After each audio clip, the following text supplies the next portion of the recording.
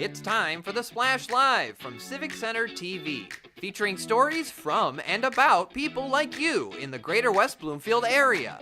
Simulcast on cable, 89.3 Lakes FM, social media, and the web. Now live from Green Media Center on Walnut Lake Road, it's the Splash Live. Live, local, social, it's the Splash Live on Civic Center TV and 89.3 Lakes FM. Happy Friday, I'm Tyler Keefe, joined as always by Kevin McIntosh. Happy Friday to you as well, Kevin. Hey, Tyler, happy to be here per usual. Don't take it for granted. Another day, another opportunity to talk to the community. We got a lot to talk about, too. Let's get to it. Yeah, it's been a fun week here in Greater West Bloomfield. A lot going on and a lot to celebrate in our community as well, Kevin. We know that it's tough over the years to keep in communication with a lot of friends and keep some of those groups that you join and leave and come back to over the years. But at the West Bloomfield Township Public Library, they've been hard at work keeping one of their local groups together for over 4 decades. Reporter Jake Schaff has the story as the library celebrates one of its unique community groups, its Book Talk group that's been joined at the library for all of these years. Jake.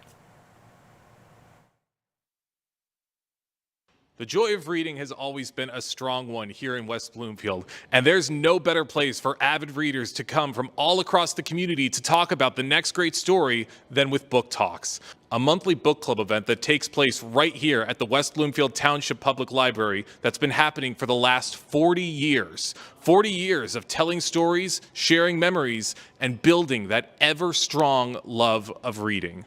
What is Book Talks? It's the library's version of a book group. Every month, 12 months a year now, we choose a book. The facilitators, the people who lead the discussions, get together. We choose the books for a 6-month period. And then each month we do 2 conversations about those books, where those of us who call ourselves facilitators lead the conversation. We don't try and lecture or teach about the book, but rather think of it as a library-based book group. And 1984, August of 1984 was the very first book talk.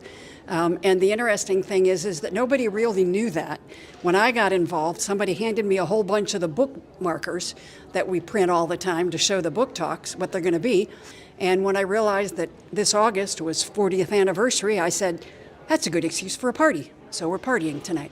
And it's great that all of these people bond together just simply from the joy of reading. Absolutely. We're all readers and we love reading. And if you're a reader, there's nothing you like better than sitting around talking with someone about a book.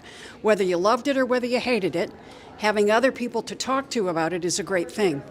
How long have you been involved with Book Talks? 6 to 7 years after I retired. I enjoy it. I look forward to once a month gatherings. And it's nice to hear other people's thoughts on the book that I have read. Sometimes it opens your eyes. Sometimes you find out what somebody else is thinking about the same book. Or if something you have not kind of understood, it helps to understand that. Everybody is friendly. Everybody's sharing their knowledge of books. Everybody's talking about books. It's exactly what we hoped would happen tonight. I sat down at a table with somebody who did not know anybody here who came.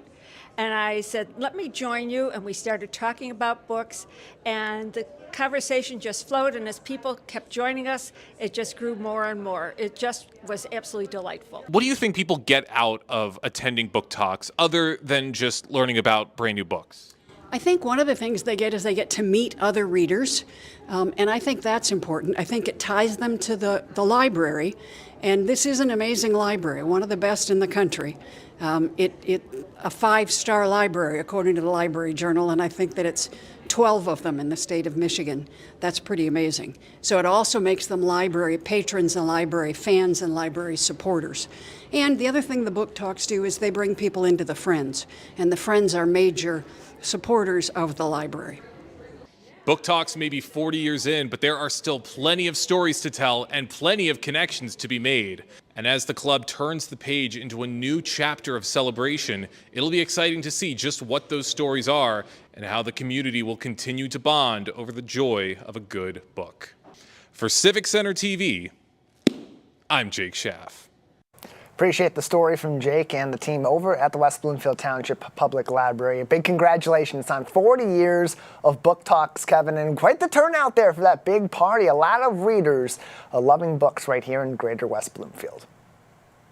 A lot of great points too, Tyler. I love the perspective of knowing that, hey, I'm reading the same book as a community or a group of other people, so I get a different perspective. If there's a point in the book that I didn't understand, someone else may understand. They can bring that opinion to it too. And then just the energy, like you said, even them saying that someone just showed up and didn't know anyone, that just goes to speak volumes to the magnitude of that event. So great story right there too, Jake. Great story. Yeah, another great way for people to get involved in the community, as Diane and others from the Book Talks Committee and participants had said, they do that every single month of the year, once a month book talks. They got plenty of time to get involved, get that next book read, and get out there come September for their next meeting at the West Bloomfield Township Public Library. More information on that and other events at the library are always on their website at wblib.org or on their Facebook page at West Bloom LIB.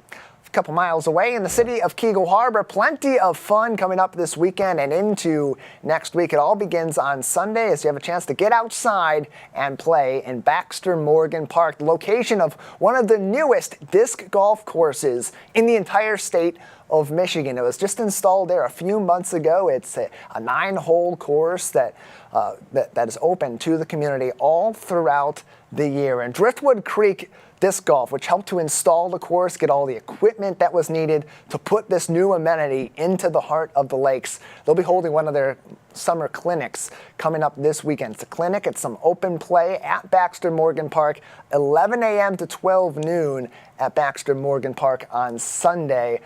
Is some free play and an opportunity to get to know the game a little bit, get to learn a little bit about the game, and spend some time outside with other people and some of your neighbors in Keagle Harbor. Jake Steinbrecher from Driftwood Creek Disc Golf joined us previously on the Splash Live to explain a little bit about what this activity will be like come Sunday. The clinics are more intensive than open play. Open play, we'll get together and play around. We'll break off and have some seasoned veterans on each card just to make sure that the way that we're playing is correct, because that's one thing we'll go over in our clinics.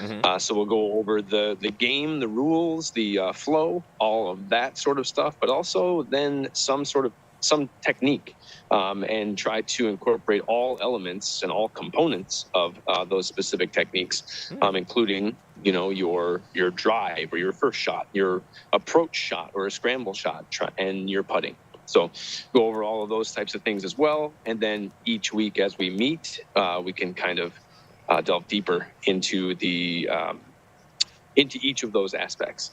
And Kevin, whether it's disc golf or pickleball or even flag football we've talked about recently, these growing sports in our community that are getting people engaged. And this is a really cool opportunity for people in Keagle Harbor or even in neighboring communities that just want to try out disc golf or are interested in this or think, this could be something that is a fun activity I want to get into. It's an opportunity for them to learn and meet other people in the community that they can then go back to Baxter Morgan Park later on and play some more games this fall or next spring and next summer and beyond. That's correct. And I learned a lot from that interview too, just about disc golf in general. It's not played with just a traditional frisbee for the most part, and it's just so much more that goes into it. It's a science, it's an art, and it should be respected as it is growing. I'm happy that we do have that right here in our community. So great interview, and I think that's a great resource to have in our backyard. That's a really good point. After that, the course had opened, their grand opening weekend event a couple months back, we sent Jake Schaff out there. They sent him back with a Keagle Harbor disc golf disc itself. It's a lot heavier than you would expect it to be. Definitely different than a frisbee or another disc that you're just throwing casually or playing maybe ultimate frisbee or something like that. It's a little heavier, a little bulkier, and that's why it travels a little further. It's got a little more weight to it and doesn't bounce off of those disc golf nets. Really interesting sport. You'll get a chance to play that again Sunday, 11 a.m. to 12 noon, a clinic and some open play at Baxter Morgan Park. And then, Kevin, beyond that, it goes from sports to cars in our community, really throughout the rest of the weekend and into Monday. Yeah, if the community is looking for anything to do this weekend leading into next week, Monday, car show season is making its way into West Bloomfield. Even if you're not even a car fan or enthusiast, still Sunday, August 11th, the West Bloomfield High School robotics team, aka the Atomigators, they're hosting their second annual car show fundraiser at West Bloomfield High School. A lot of things that you can learn from the robotics team about what they have going on. So just in case, if you may not be interested in cars, you can at least check out what they have going on, 9 a.m. to 12:30 p.m. Then you can follow along with the Greater West Bloomfield Historical Society. They're taking the community on a local historic automotive scavenger hunt across the community with their poker rally. We'll have more on that and some of the feature stops later on in the program. But then Monday, the Heart of the Lakes is the Heart of Automotive Mania at the 27th annual Gino's Pre-Dream Cruise Car Show. It never imagined that it would even be as big as it is today right here in Keego Harbor. Just as the man himself, Gino Santia, actually told me earlier this week, it was something that just sort of happened right in the community and it became a local favorite. Here's his explanation of how the tradition got started. I think we were having a class reunion, a West Bloomfield class reunion, and we all decided to go down to Woodward. And it was just so exciting down there. I thought, boy, I wish I could do something like that. And one day, I just decided to do it on a Monday before the cruise weekend. And I put it on our billboard, Classic Car Show tonight. And the first year we did it, that was the only advertising I did. We had about 60 cars show up. And Really? since then, we've had well over 200. That's very amazing to see. It just started with him just putting a sign up on his own business. But from there, it's a day that everyone pretty much marks on their calendars right here in Keego Harbor, much to the joy of Gino and his family himself, who have the honor of hosting one of the premier events of the year. I think other than in our local community here in Keego Harbor, other than the big Memorial Day parade we have every year on Memorial Day weekend, I think this is probably the largest event we have in our community. And I don't know for sure, but I did at one time that City of Keego even had it announced on their website that the date and the Classic Car Show at Gino's. So it's kind of a gathering for the community. People walk here, ride their bikes here. More of the outskirt people will drive here, and it's a full parking lot and it's a full event. We have tents out there with face painting. We have a disc jockey playing music, usually the classic music, the oldies. And we have a hula hoop contest for the kids, a limbo contest for the kids. So it's a happening kind of thing.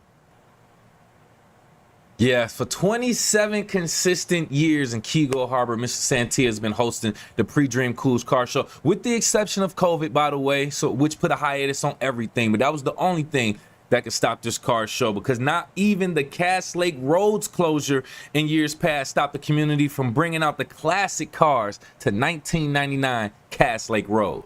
When they did the road construction, we were shut down. There was no traffic through here except through the back way, but we still had the car show, and we had a black shirt with a truck, with a work truck that was kind of hauling dirt around. It was really kind of cool. People still will wear those shirts. Every once in a while, you'll come across somebody wearing one of those old shirts. That's the 27th annual Gino's Pre-Dream Cruise Car Show. That'll be at Gino's Pizzeria and Restaurant in Keego Harbor and Santia Hall. That'll be on Monday, August 12th, 5 p.m. until dark. Enjoy classic cars, great food, music, and best of all, we're expecting you to be there too. You want to find out more, go directly to their Facebook at 1999 Cass LKRD. More information. Great event for us to turn out to, Tyler. And looks like the weather's going to participate too. Partly cloudy, looking like it's going to be in the high 70s, maybe the 80s. Perfect weather for a car show. Get that little hazy sun overhead as it starts to set near the end of the day. Enjoy some classic cars and good company down at Gino's on Cass Lake Road. Best part of all, no construction on Orchard Lake, no construction on Cass Lake. So no reason for you not to get out into the heart of the lakes to continue car show seasons. We head toward the Woodward Dream Cruise. Good news here in Greater West Bloomfield, Kevin. Unfortunately, not good news everywhere in our community, as we've seen throughout the summer a number of drownings across Oakland County on a number of different lakes.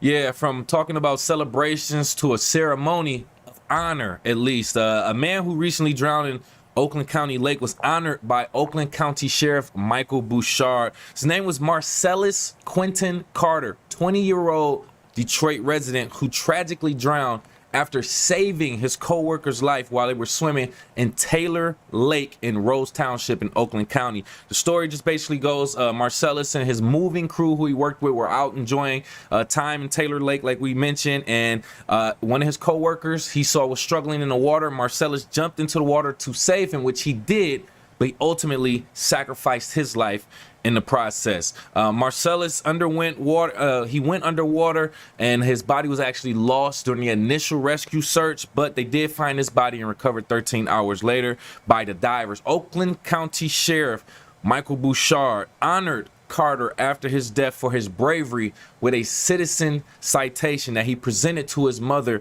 Daylene, by the way, at the sheriff's office in Pontiac. So the sheriff emphasized the significance of Carter's sacrifice, highlighting his courage and selflessness that led to his tragic yet heroic death. It's unfortunate, but it's great that Oakland County Sheriff Michael Bouchard and everyone did take time to honor him and his death, along with his mother also. You can see that picture and find out more about that story on their Facebook at OCSO Michigan on Facebook, OCSO Michigan. Very tragic and unfortunate story, Tyler, but we're glad that his life was honored in a great way. Yeah, and he gave his life in this case to save the life of a co-worker who otherwise likely would have been the one who drowned in that case, and wasn't able to make that sort of heroic life-saving effort for themselves. And that really tells you who Marcellus was as a person, why it was important for us to honor him here in our community through our Oakland County Sheriff's Office. And it's an unfortunate situation, Kevin, but this very different from what we've seen in so many other drowning situations all throughout the summer, several of them across our communities, and that brings to light something we need to discuss as a community, keeping safe on our local waterways. Because look, the summer's coming to an end, but boating season still is in full swing. People are out on Orchard Lake, out on Cass Lake, and are having their fun, but safety has to be paramount. And you took the words right out of my mouth, Tyler. We have to talk about that. If we're going to talk about the unfortunate situation, we got to talk about how we can prevent that too. So join us right here on the Splash Live, talking about some of the recent Oakland County Lake drownings and water safety as well from the Oakland County Sheriff's Department Specialized Unit Patrol Services Division. We have Lieutenant Brian Burwell. We appreciate your time, and let's just get straight to it. Can you take us through some of the recent incidents and then some of the common factors between them, please? Well, unfortunately, this is our 10th drowning this season, along with a number of boating accidents. I think the higher temperatures we've been experiencing as a lot more people are partaking in the water. And, a lot of the common factors in those are they're choosing to swim in areas where there's not lifeguards. Some are choosing to swim in areas that are not designated swim areas, and those always increase the risk of something happening. And in a lot of these situations, with drownings, people enter the water, and within, it's a nice sunny day, they start their morning off, and they, go out the lake, and then within seconds, you're in the fight for your life, and people in the water, panic sets in. So, the biggest thing is to swim, if you can, pick areas where there are lifeguards, especially if you're not a strong swimmer, and, the lack of flotation devices, life jackets and personal flotation devices not being available or accessible. You know what? You mentioned a few things that I want to kind of dive into a little bit more, but I want to ask this next question. But thanks for providing that. How do communication barriers impact rescue efforts like the unfortunate incident that just recently happened? Yeah, the one you're referring to, the Kensington one, Correct. it was unfortunate that there was a miscommunication. Today it's more easier now, I think, to communicate than ever because of the apps on the phones that have translating apps and Good things like point. that. In this situation, the individual, I don't think he really felt comfortable maybe talking to certain people. He ran to a different area. I think waving your hands, pointing to the water. There was a bystander who did witness that drowning and called and summoned authorities. The problem was that person had left the area. So some of the first responders weren't sure because normally when somebody goes underwater, there would be a family member or somebody reporting it. This gentleman had seen somebody go under, was fairly confident, and with all credit to the Kensington Metro Park Police, they immediately initiated a rescue response, even though there was some confusion that Right. hey, you guys are saying this is going on, but we don't know. Nobody else is on shore. They didn't hesitate. They instantly activated our search and rescue team, which was responding. And that's the big thing is to get response going, get the fire, get the police, get the sheriff's office going. Right. We can always cancel that response if it's not needed. And that's the outcome we ultimately want is to get there and somebody say, hey, we were mistaken. And unfortunately, this situation, the gentleman lost his life. Yeah, very, very unfortunate. But I would love to take this as a learning lesson so we can try to prevent having an 11th incident this year. So thank you again. With us right here on the Splash Live, Lieutenant Brian Burwell, specialized units for Oakland County Sheriff's Office, just talking about the unfortunate drownings that's been happening in Oakland County and how we could possibly prevent those. So let's get into that part of it, if you don't mind, Lieutenant. What specific emergency capabilities and flotation devices should people be looking into or preparing before they even hit the water? The biggest thing is, not swimming alone, swimming with a buddy. When you go out to the lake, have somebody with you when you're going in the water. Have some type of life jacket with you or flotation device. Make sure it's size appropriate. If you're taking small children to the lake with you or to a swim area, again, there's a reason those swim areas are dedicated. That water doesn't have a quick drop off with inside a swim area. So it's a safe area for you to swim. When you venture outside those swim areas, sometimes the lake will drop off quickly, which will put you in a little bit colder water, which will cause you to cramp up, could cause you, obviously, panic sets in. One of the things I would say is that if you are charged with, overseeing small children in the water, drownings happen in less than seconds. You're talking the potential for Correct. within 20 seconds for somebody to drown or less. That you can't be sitting there reading a book. You can't be texting, messaging. You can't be taking time. If you have children in the water, you have to keep your eyes on them. And along with anybody who's in the water is, it's not just about observing the people you came to the beach with, but everybody's looking out for everybody's safety. And this Kensington one you spoke about, this gentleman was in the water with his small child. He looked over, he was watching everybody, and that's when he saw somebody struggling. And so everybody should be watching out for each other when you're at the beach. Don't just focus on the people you came with. Correct. Focus on everybody. Correct. And, and the other thing, too, is all public beach areas, they do have rescue equipment there. They have a throwable device. They have usually some type of rowboat. Always at the first sign of trouble, call 911 and get first responders responding immediately. Thank you. Yeah. Some information that I wasn't privy to, but some of that equipment being available at some of these spots and locations. So I think people should be a lot more aware of that also. And if I'm not mistaken, I believe you did mention that you all offer some type of water safety classes or courses at the Oakland County Sheriff's Office. Is that correct? Absolutely. Sheriff Bouchard, I think we lead in education around the area for our boater safety classes and various other safety classes we offer, all free here at the Sheriff's Office. Of course, with our partners at the DNR, we have a great work relationship with the Department of Natural Resources, the conservation officers. We teach joint classes. We also, Oakland County participates in the Southeast Michigan Dive Group. We work with multiple agencies. We do the boat show with Wayne County, Macomb County, and other places. These classes are all free right here at our search and rescue building, and we offer them also satellitely. So if you go to the DNR website, you can sign up for them.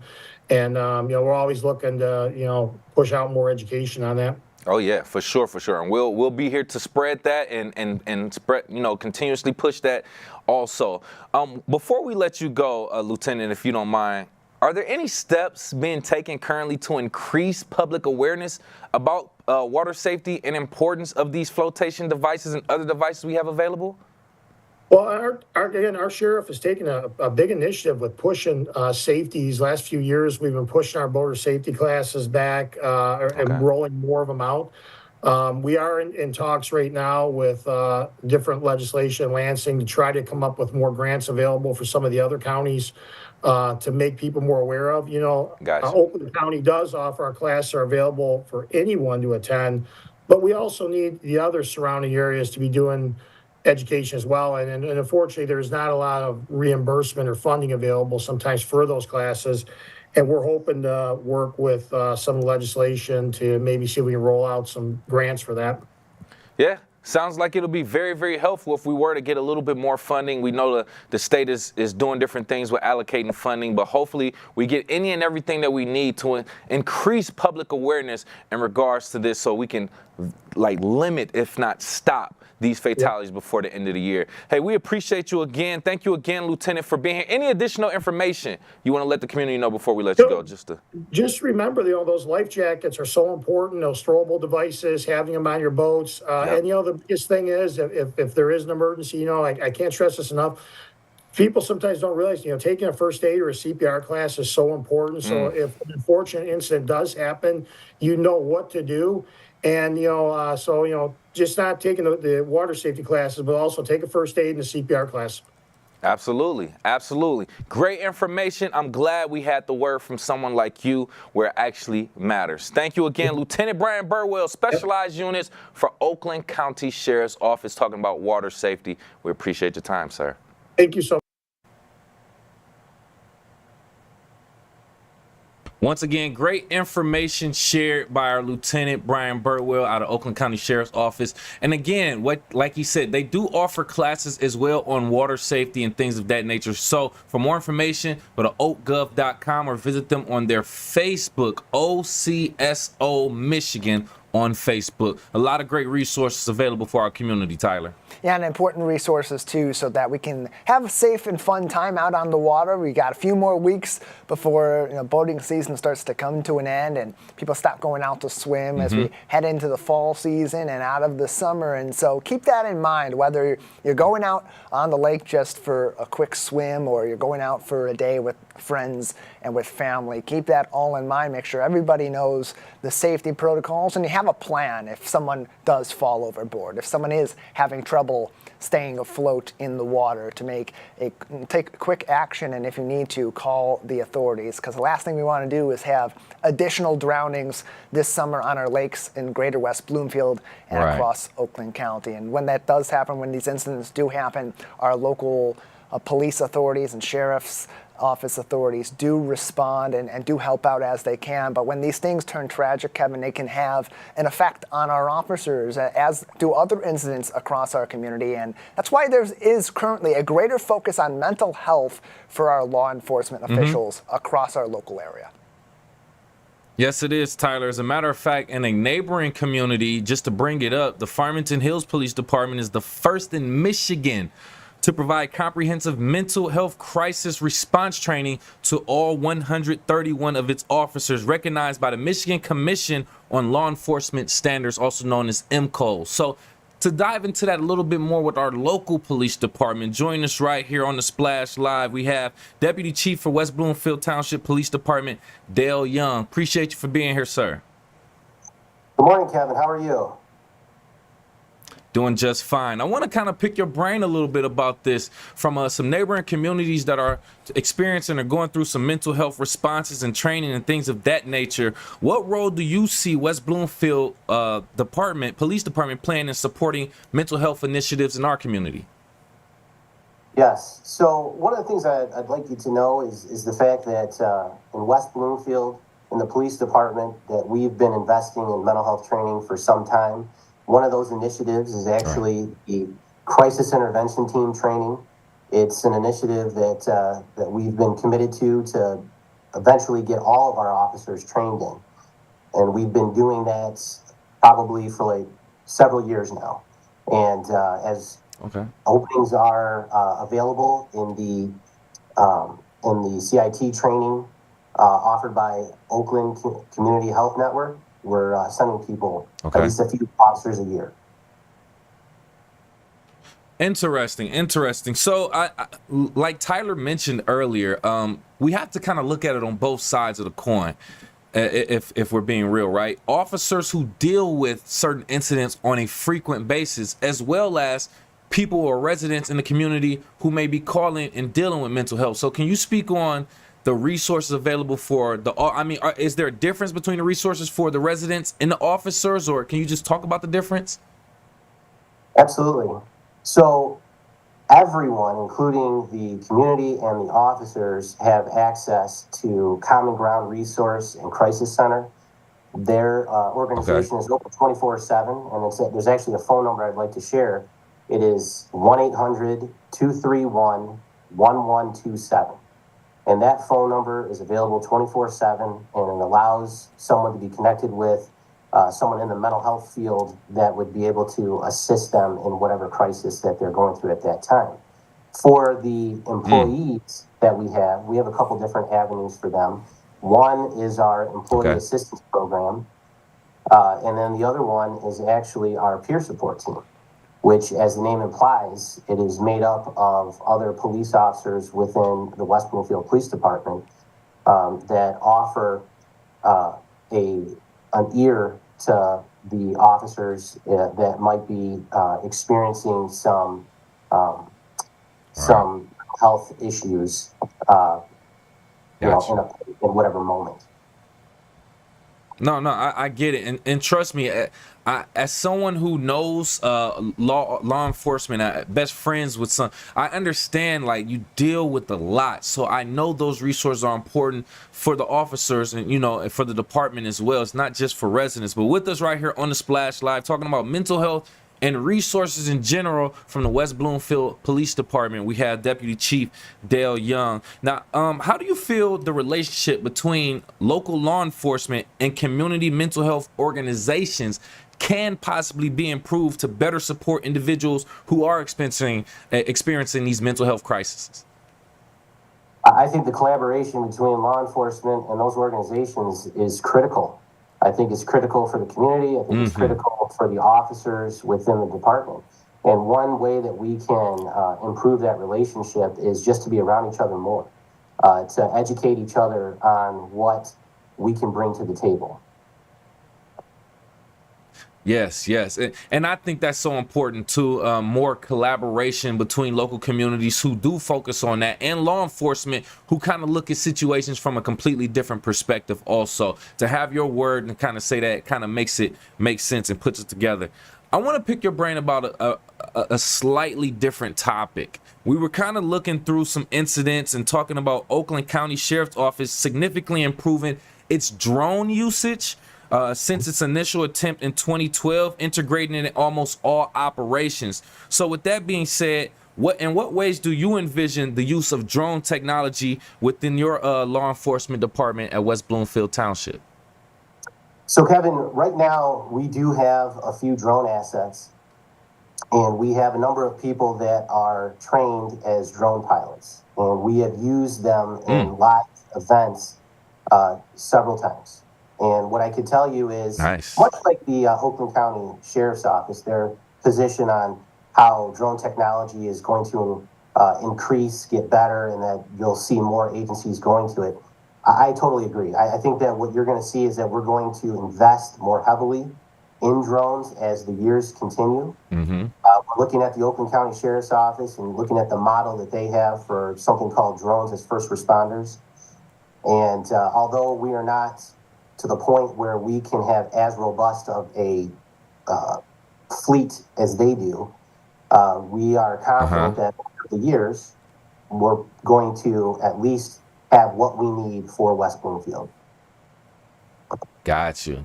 Completely understand it. And as technology grows and technology usage grows, and we start to see real live examples of our local law enforcement using these drones and actually solving some of these crimes and situations, we can only understand why we advocate for those. So with us right here live on The Splash, Deputy Chief Dale Young from West Bloomfield Police Department, just talking about mental health resources, technology resources within West Bloomfield Township. When we are using these drones, though, we have to be honest, and I'm really looking forward to your answer on this. There's still a balance between using it effectively for public safety as a tool and also respecting privacy of other residents who have nothing to do with it, you know, possibly looking into that. So how do you all balance that relationship in that line also? So we've had drones for a number of years now, and one of the first things that we did is that we crafted a policy to make sure that we are policing ourselves, but also that we are respecting the laws surrounding the use of drones, which, by the way, drones are unmanned aircraft systems, or UAS for short. And just to give some examples of the ways that we use them, it could be that somebody has walked away from their home in the middle of the night. Maybe they have Alzheimer's or dementia or some other impairment, and it allows us to get a different view by flying the drone in the area that they were last seen. We've also used them on accident reconstruction scenes where the drones go up in the air and they're able to take measurements and pictures that are more precise, and has become very helpful in those investigations. And then, of course, if there is a critical incident, and I'm going to completely make this scenario up, but I'll, give you a good example. If we get a call about a person with a gun that is pacing back and forth in some parking lot, one of the ways that we could use the drone is that we fly it out there and we get a bird's eye view of what's happening at that time, relay that information to the officers so the officers can respond to that scene more safely, and the safety for public and for that individual. That makes a lot of sense, and I'm glad you provided that just that example also, just to kind of put it in perspective of how it's used and how it can actually help the response time and the safety of our officers also. I really do appreciate and respect that. Hey, while I do have you, Deputy Chief Young, any additional words about your resources, mental health resources, or anything of that nature for the community?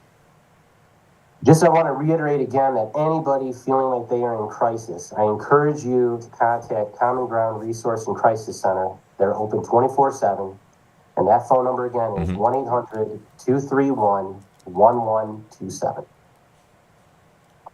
Thank you again. From the West Bloomfield Township Police Department, Deputy Chief Dale Young. We definitely appreciate your time and information, sir.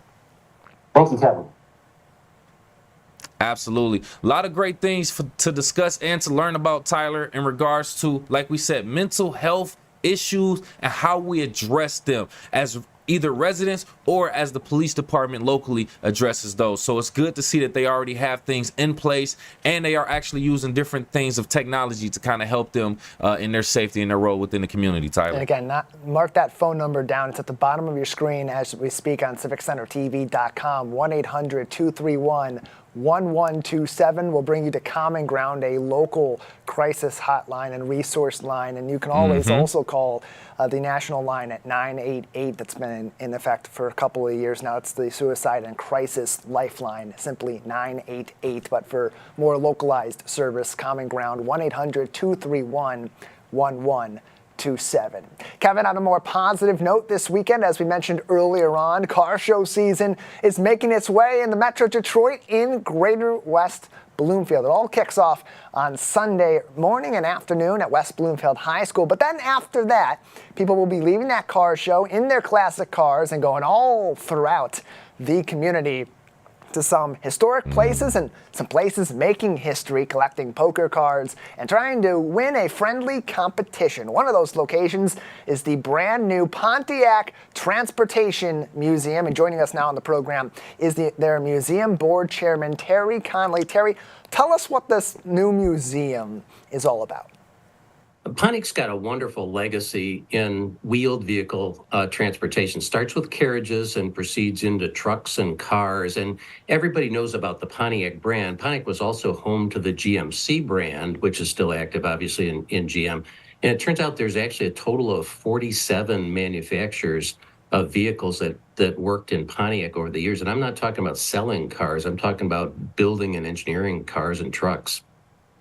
And to connect that back to our community, I mean, you're participating this weekend in this historical poker rally that involves classic cars and car lovers, and it's a bit of a scavenger hunt that involves the history of automotive in our community. So, now, what was the motivation behind the Pontiac Transportation Museum and just its second weekend being open, already partnering this time with a neighboring community? Oh, we're very anxious to partner with the community. In fact, it's not just car lovers that we think are going to like this museum. The whole history of our area, obviously, is one of the automotive industry. And even people that aren't car nuts will find a whole bunch of social history in our museum that connects up how the community connected to its industrial background. So, yeah, we're a stop on the poker run. We hope that that's going to attract people to come back and spend some quality time at the museum, maybe with their families and friends. The Pontiac Transportation Museum, located on Pike Street in Pontiac, it is open Thursday, Friday, and Saturday from 10 a.m. to 6 p.m. and Sundays from 12 noon to 5 p.m. That includes this Sunday, where it will be one of those locations that those in this scavenger hunt, this poker rally happening in partnership with the West Bloomfield High School robotics team, they'll be stopping over there. And Rick Bardis from the Greater West Bloomfield Historical Society said it pretty well, that our local area has so much of a connection to the automotive industry. It helped to build our local area. How does that also get incorporated into what your team's doing over at the Pontiac Transportation Museum, incorporating not only Pontiac's automotive history, but really that of, like you said, all of our local communities? It's something that we as a Southeastern Michigan community ought to be really, really proud of. Not only is there this industrial history that created a lot of wealth in the area historically, but you look at things like the World War II arsenal of democracy and kind of what this area contributed that affected world history, literally. And we think every school kid ought to understand that and be proud of what happened in their communities. So we also intend, by the way, a lot of STEM outreach to schools to get younger people to understand that it really was this science, technology, engineering kind of a background that enabled this industry to grow in Southeastern Michigan. Yeah, and to expand on that, that's part of what's happening this weekend. It's all about supporting our robotic students at West Bloomfield High School, Terry. And so as you incorporate sort of that history into cars and into automotive history in our local area, how do you translate that to students in a modern school environment today, in a modern learning environment where they've seen this technology their entire life? It just seems ubiquitous to them. How do you incorporate the historical element into what they're learning in the classroom and ultimately bringing to their robotics teams? Yeah, there's actually a couple of specific spots in the Michigan state-defined curriculum for students that this makes sense to understand their local history. And then as they get later on in early high school years to understand kind of what might be career opportunities. So we intend to focus in both areas with visits to the school, with school visits to the museum. Thus far, at least talking to some of the local schools, they're very excited to have a place to go because they really don't have that, at least in the Pontiac community right now. Terry Connolly is with us. He is the museum board chairman at the Pontiac Transportation Museum, which will be one of the stops along the Greater West Bloomfield Historical Society's historic poker rally this weekend in partnership alongside the West Bloomfield High School Atomigators, their robotics team, playing a key role in this. Now, your museum's in an interesting spot, too. We mentioned earlier on it's on Pike Street in Pontiac, but there's a lot of history also in the facility that you ultimately went into. We're right in the center of the Franklin Historic District, which is a nationally recognized historic district in Pontiac. It has, I think, 23 houses, which were frankly the captains of the industry kind of houses in Pontiac from probably 1920 to 1950-ish time frame. So the building itself is actually a 1973 built school. So it's a a fairly new building, but it's actually an ideal facility for a museum. It's turned out really well for us. And a lot of it, Terry, is ran by volunteers, people who are enthusiasts for cars, for our local history, and more, that want to get involved in the community. Before we let you go, is there anything that people should know about the opportunities that are available to get involved at this new museum? Absolutely. We have had over 12,000 hours of volunteer time put into this to date. And we would love to have people that want to do anything from clean up cars to play docents, to help us market the museum, to help us account for the museum, build websites, et cetera. Lots of opportunity and lots of fun. I mean, a lot of people enjoy what they're doing. More information on the Pontiac Transportation Museum can be found on their website, pontiactransportationmuseum.org. Joining us on the Splash Live is their museum board chairman, Terry Connolly. Terry, before we let you go, anything else that we should know at this time or keep in mind about the Pontiac Transportation Museum? Just come and visit us. It's a wonderful legacy that everybody ought to have some background in, and I'm sure that everybody can find something interesting for their entire family there. Yeah, it just opened at the end of July, and this weekend it'll open its doors to people looking for another one of those cards to help them in their poker hand at the Greater West Bloomfield Historical Society's Classic Car Show Poker Rally in partnership with West Bloomfield High School Robotics. Terry, thank you so much for your time. Thank you. Glad to have Terry on with us to talk about the Pontiac Transportation Museum, just a little bit north of us in the Tri-Cities in Sylvan Lake and Keego Harbor, but a place that is definitely of interest to a lot of people in our local community, volunteering there, seeking to go there and see classic cars and learn more about the automotive history in Greater West Bloomfield and in northern and central Oakland County in the years to come, Kevin. An exciting place in Pontiac. I'm gonna be honest, Tyler. I want to go there because some of my first cars that I had were Pontiacs, Pontiac Bonneville and things of that nature. And I love Pontiac, and the fact that they aren't here, I definitely have to go down that memory lane trip of Pontiac. So I think it's a very amazing place to go, and I'm happy that it's part of the Greater West Bloomfield Historical Society's Poker Rally Scavenger Hunt. Also, it makes things interesting. Yeah, definitely one of the more interesting stops along the way on Sunday. If you still want to participate in that poker rally, you might still have a chance to do so. gwbhs.org.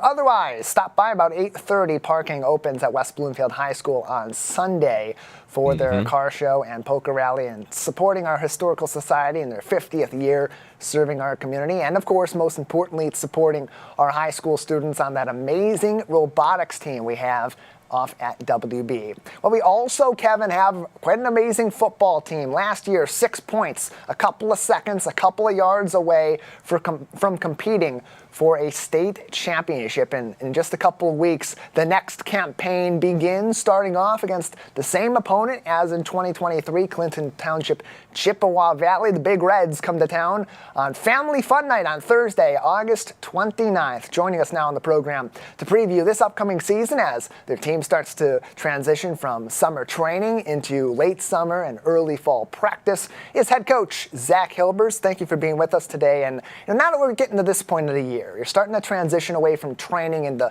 formal practices. Lions have been in training camp. They just had their first preseason last night, unfortunately losing to the Giants 14-3. But how does this time of the year kind of shift the dynamics from preparation for conditioning to preparation to ramp up for the big season ahead?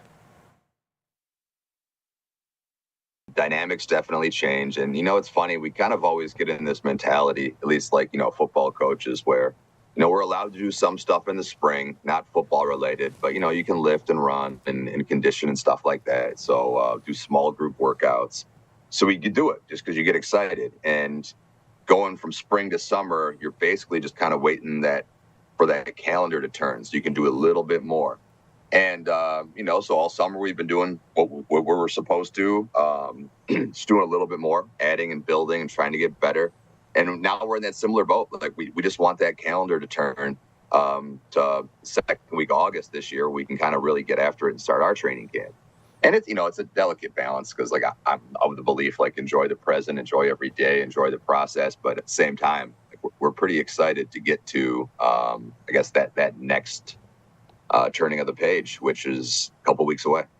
And it's tough, too, as you're getting ready to not look back at your success from last season and look forward to this season, the schedule you have, the talent you have coming back, and think, much like the Detroit Lions as they start their training camp and they look back on being inches away from the Super Bowl and your team being literally one play goes your way, you are in the state championship game. So how do you balance that as you get ready for a season? And much like the Lions, use that as motivation of, we can get back there, but we got to work really hard right now to make that happen.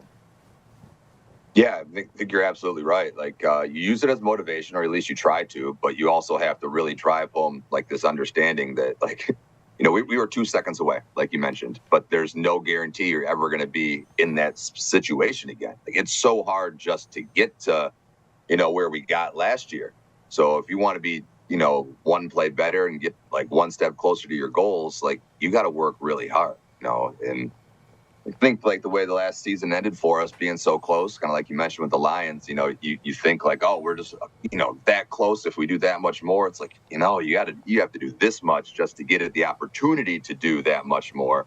And, dealing with kids, you really have to drive that point home almost weekly. It's all these days out here when it's hot and we're out here running and sweating, like, it's just to get an opportunity to make that extra play.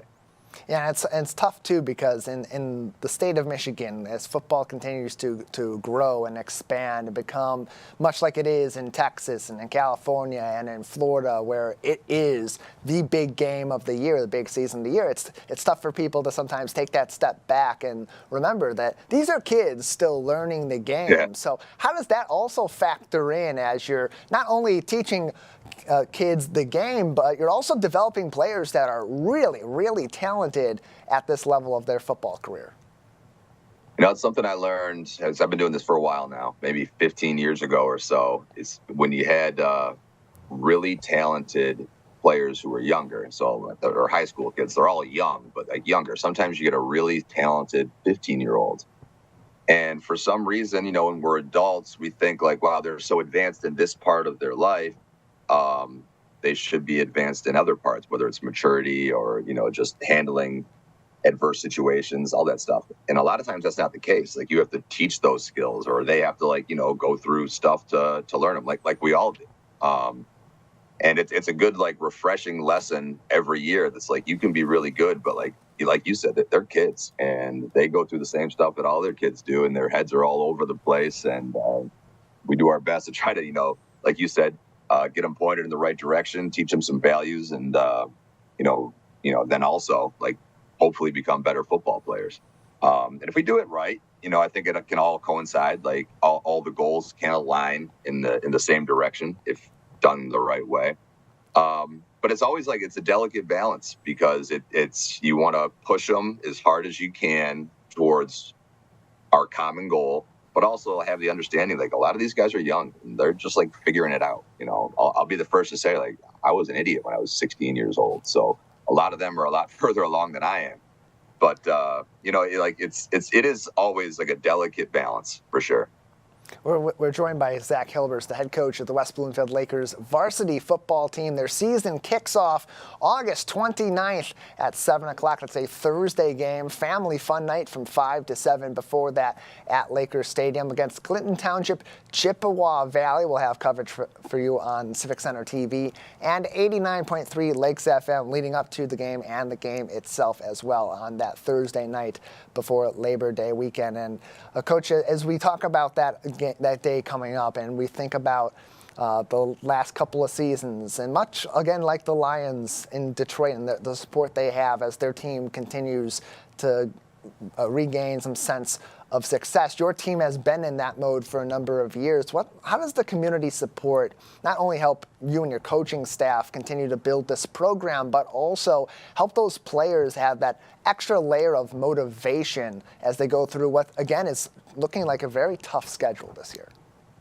Yeah, schedule will be really hard. And it definitely helps quite a bit to have the community support. We've had pretty good support the last few years. Probably the last 10 or 12 years from our community. And it makes a difference just when you show up to home games and you have people there that, are have your back, I guess, that are fans, they're supporting you. And the Family Fun Night's always been an awesome event. This is the first time I think that I can ever remember it's our first game of the year. And it just kind of went with how the schedule went for us and our way our home games were spaced out. So we hope that, it's a really big event again. And it's awesome for kids. Our district does a great job bringing like all the elementary schools together for that one. And it's usually really well attended. And, I think it could be a real cool, like kind of cute, culmination to everyone's summer. You know what I mean? Like we are going to be back in school that week as a district, but it's that first week goes by in a blur. It's a 4-day week and it's kind of, I don't know, just getting everybody back in the mode of going to school, hopefully. So hopefully it's another great event and, people are there in full force.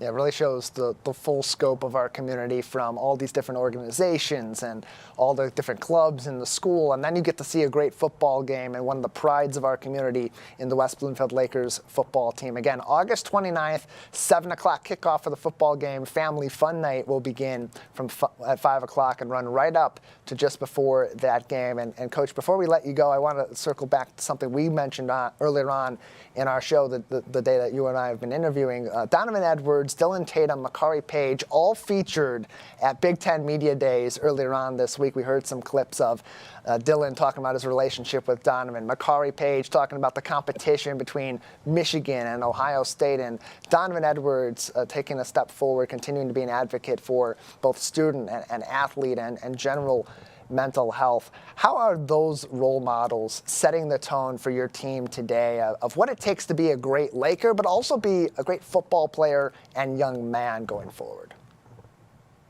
I mean, we're really fortunate to have a lot of guys playing football at the next level that people can turn on their TVs and watch. But to have like those three specifically that you mentioned that are obviously really good football players, but there's a reason they were selected by their teams to be up there and represent their schools. At Media Day, I'm pretty sure each school only brought 3 players, out of a team of whatever it is, 85. And that's because they just do stuff the right way. I mean, Makari has been like that since I can remember him. Like he came in as just a quiet, like as a 14-year-old kid, like a quiet, hardworking kid that just, frankly, just did everything right.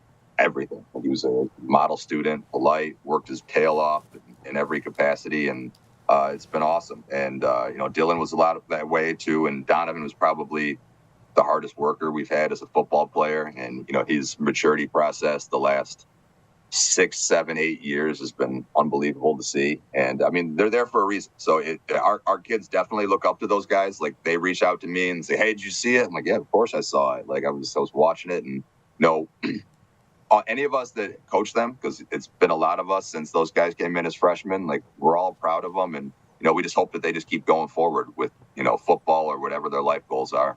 Yeah, so many great Laker legends are going to be playing at a high level this year and being impact players. We talk about Makari and Donovan, and we talk about Dylan Tatum. Samaj Morgan also expected to be a big pivotal player this year. Amir Herring moving on to Kansas.